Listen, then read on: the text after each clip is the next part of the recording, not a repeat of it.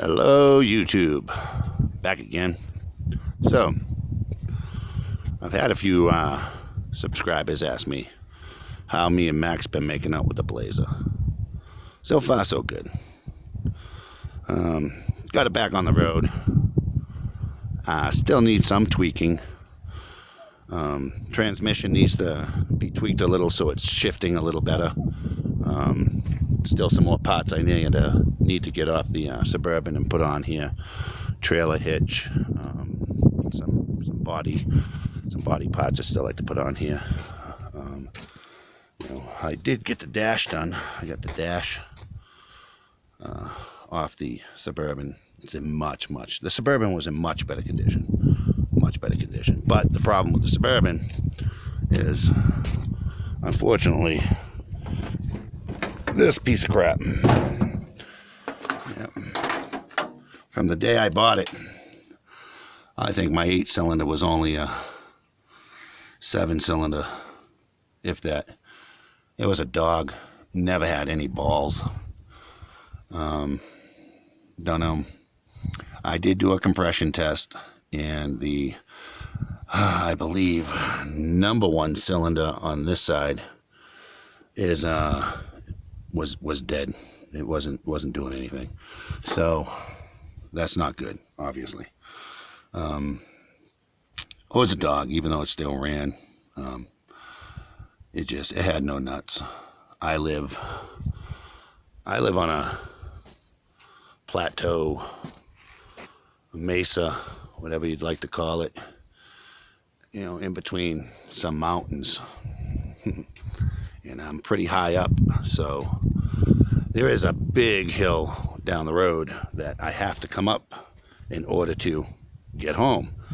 And I would put that truck, the Suburban, in low gear and floor the gas just to get that thing going up the hill. Whenever I'd go into town, there's a few big hills on the highway. You could cruise at 70 miles an hour, but then as soon as you got to a big hill, you'd watch that speedo go from 70 to 60, 50, 40, 30, 25, 30, 25, 30. So that's why we're cannibalizing the Suburban. Excuse me. Yep. Got the mirrors off. Mirrors are on here. Mirrors on here from four-wheeling. This thing, it's not all from me, four-wheeling. It's from the previous owner too. This was literally his four-wheeling rig. And this thing has a brand new crate motor. Brand new. The motor on this is, if it has 25, 30,000 miles on it, I'd be surprised. So, obviously, this was the one that needed to be fixed. Good motor, bad motor, good transmission. Bad transmission, but good motor. So, not only that, but in the scheme of things, Blazers are definitely a lot better looking. Definitely worth a lot more money. A lot more fun to off-road. You can go tighter places with the Blazer than you can with the Suburban. The Suburban is a little too big to get in certain places, but yeah. Yes, I know it's dirty. It needs to be washed. But we are getting there. Gonna need to do the power steering pump. Power steering pump is leaking. So we'll take the power steering pump off the other motor. Both 350s. Everything's interchangeable. Literally just unbolt and rebolt. So that's not bad. The 700 R4 still sitting over here on the ground. Yes, I know my yard looks like crap, but literally I've been working. The generator Max is taken apart. And yeah, so we're getting there. 700 R4 has more of electronic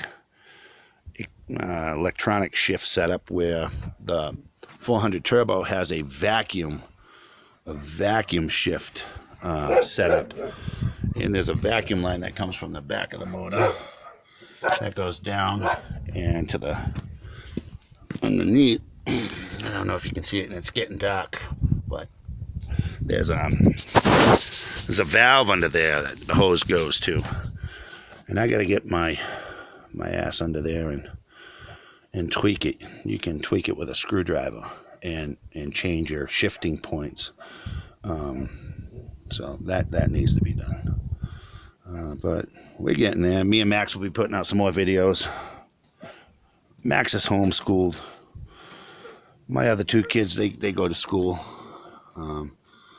You know, the wife works, and me and Max are home. I was working, but I guess YouTube's going to be my new job now. And that's it. Me and Max be making videos with the Blazer and the Suburban. We'll be back out here tomorrow. Be honest with you, I spent 4 or 5 days laying under this truck on the ground. I don't have a garage. I don't have a pad. And for all you guys who know what I'm talking about, I need that break from the ground. You try putting a transmission on a jack, especially on this, and moving it around, you know. And I like my jack. You know, I got a 3-ton jack, and I did go out and spend the money for the transmission jack attachment that goes to it. The only problem with this stupid thing is, even though the truck is lifted that high off the ground, when you lower this down, this pad is still too high to get the transmission out. I would have still had to have jacked the truck up in order to slide the transmission out. So even though I put it on the jack and lowered it down, I still couldn't get it from underneath the truck. So all the work I did, especially with the torque converter and stuff like that, I had problems with because my son was previously working on it. I had to do under the truck, which sucked bad.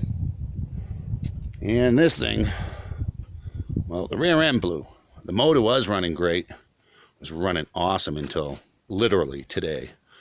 And I think I got a clogged fuel filter. It's definitely a fuel problem, because when I ram fuel down its throat,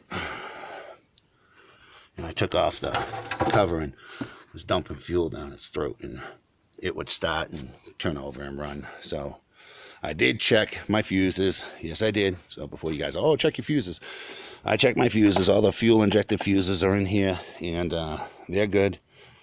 So it's definitely a fuel problem. Either the pump went bad in the tank, or I have a clogged filter. And I'm just not having luck with vehicles right now. Well, that's not true. Blue, Old Faithful, he's going good. He is. He's going good. So I have been driving him. Matter of fact, the last few videos I've done about the observatory was in the front seat. So that's it. So for all you guys who are wondering what the hell's going on, that's it. Me and Max will be back. I do have plans to start working on this again tomorrow. Had to take a week off. Had to. You know, it's like I said, for those of you who know what it's like working on ground, it sucks. All right, guys. Well, for all of you out there who watch this, have a good night, and I'll talk to you soon. All right. Bye.